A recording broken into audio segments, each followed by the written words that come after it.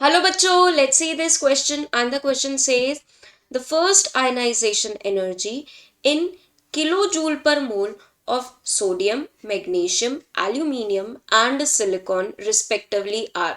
तो बच्चों क्वेश्चन में बोला गया है कि फर्स्ट आयनाइजेशन एंथैल्पी या फर्स्ट आयनाइजेशन एनर्जी का ऑर्डर बताना है। यहाँ पे कुछ वैल्यूज हमें गिवन है, तो इस चीज से बिल्कुल डरने की जरूरत नहीं है बच्चों कि हमें हर एक एलिमेंट के आयनाइजेशन एनर्जी याद करनी पड़ेगी, ऐसा बिल्कुल नहीं है। हमें सिर्फ नॉर्मल ट्रेंड पता होना चाहिए, हमें रीजन पता होना चाहिए, हम मैच कर सकते हैं। देखिए आयनाइजेशन एनर्जी क्या होती है बच्चों, आयनाइजेशन एनर्जी क्या होती है? Amount of energy required, energy required to remove electron, to remove electron from its neutral isolated gaseous atom। किसी न्यूट्रल आइसोलेटेड गैसेस एटम से इलेक्ट्रॉन रिमूव कराने में, इलेक्ट्रॉन उसके वैलेंस इलेक्ट्रॉन, ये जरूर लिखना है बच्चों, वैलेंस इलेक्ट्रॉन को निकालने में जो एनर्जी रिक्वायर्ड होती है उसे हम बोलते हैं आयनाइजेशन एनर्जी। और जो सबसे पहला इलेक्ट्रॉन हम निकालते हैं वो होती है फर्स्ट आयनाइजेशन एनर्जी। अब बात करें बच्चों की सोडियम, मैग्नीशियम, एल्यूमिनियम और सिलिकॉन, हमने ये जनरली पढ़ा है कि अक्रॉस द पीरियड क्या होता है, आयनाइजेशन एनर्जी इंक्रीज होती है। क्यों? क्योंकि साइज डिक्रीज होता है, जैसे जैसे साइज डिक्रीज होता जाएगा इलेक्ट्रॉन और न्यूक्लियस के बीच का डिस्टेंस कम होता जाएगा, वैलेंस इलेक्ट्रॉन और न्यूक्लियस के बीच का डिस्टेंस कम होता जाएगा, तो हमें ज्यादा एनर्जी रिक्वायर्ड होगी, तो मतलब आयनाइजेशन एनर्जी इंक्रीज हो रही है। बट ये तो है ही, साथ में हमें क्या देखना है, उनकी इलेक्ट्रॉनिक कॉन्फ़िगरेशन भी ध्यान में रखनी है। जैसे कि हम बात करें सोडियम की, तो सोडियम के वैलेंस इलेक्ट्रॉन जो है तो उसकी कॉन्फ़िगरेशन है 3s1, ठीक है। मैग्नीशियम की क्या है, 3s2। एल्यूमिनियम की क्या है बच्चों, 3s2 3p1।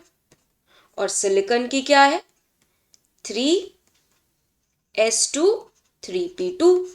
अब जनरल ट्रेंड में क्या होना चाहिए कि सबसे ज्यादा देखिए सिलिकॉन सबसे इधर राइट साइड में आएगा पीरियोडिक टेबल में, फिर एल्यूमिनियम, फिर मैग्नीशियम, सोडियम सबसे, बल्कि ये तो अर्थ में एल्कलाइन मेटल है, ये एल्कलाइन अर्थ मेटल है, ठीक है, सेम पीरियड में ही आ रहे हैं, तो सबसे ज्यादा इसकी होनी चाहिए, फिर इसकी, मतलब सबसे ज्यादा सिलिकॉन की, फिर एल्यूमिनियम, फिर मैग्नीशियम और फिर सोडियम।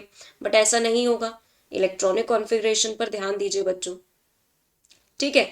देखिए सबसे ज्यादा तो चलिए मान लिया कि सिलिकॉन की होगी, ठीक है। बट अगर हम मैग्नीशियम और एल्यूमिनियम में देखें बच्चों, यहां पर गौर करें। अब ये बताइए कि पी में एक इलेक्ट्रॉन रखा है, उसको निकालने में ज्यादा एनर्जी रिक्वायर होगी, जबकि इसको निकालने के बाद वो स्टेबल कॉन्फ़िगरेशन हो जाएगी, फुल्ली फिल्ड हो जाएगा। और या फिर मैग्नीशियम में ज्यादा एनर्जी रिक्वायर्ड होगी, जिसमें ऑलरेडी बेचारा वो स्टेबल है, उसको जबरदस्ती हम उसमें से इलेक्ट्रॉन निकालने में लगे पड़े हैं, ठीक है, समझ रहे बात।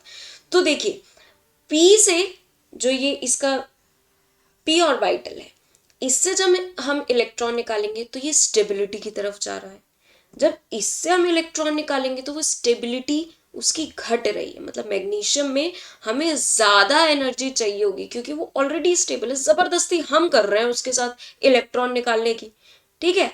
तो यहां पर बच्चों मैग्नीशियम की आयनाइजेशन एनर्जी जो है वो ज्यादा होगी, मैग्नीशियम की ज्यादा होगी इन कंपैरिजन टू एल्यूमिनियम, और सबसे कम होगी सोडियम की। तो हमें इसी ऑर्डर में देखना है कि सबसे कम सोडियम की होनी चाहिए और सबसे ज्यादा सिलिकॉन की, और सेकंड नंबर पे होनी चाहिए मैग्नीशियम की। तो सबसे कम सोडियम की हमें दिख रही है बच्चों, सेकंड ऑप्शन में तो नहीं दिख रही, ये फर्स्ट पे ये 496, तीनों में सबसे कम है। अब सबसे ज्यादा होनी चाहिए फोर्थ वाले मतलब सिलिकॉन की, तो सबसे ज्यादा कहाँ पर है? इसमें तो नहीं है, सबसे ज्यादा तो एल्यूमिनियम की दी गई है जो कि गलत है। ठीक है, फर्स्ट और थर्ड में दी गई है सबसे ज्यादा सिलिकॉन की। अब बात करनी है कि सबसे ज्यादा सिलिकॉन की आयनाइजेशन एनर्जी दी गई है, उसके बाद हमें देखनी है सेकंड नंबर पे होनी चाहिए मैग्नीशियम की।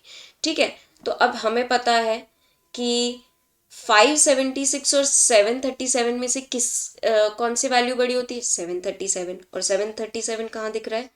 ऑप्शन 4 में दिख रहा है।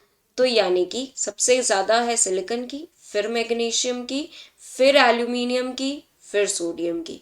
तो करेक्ट ऑप्शन बच्चों कौन सा आएगा हमारा? Option 4। I hope all of you understood very well. Thank you and best of luck.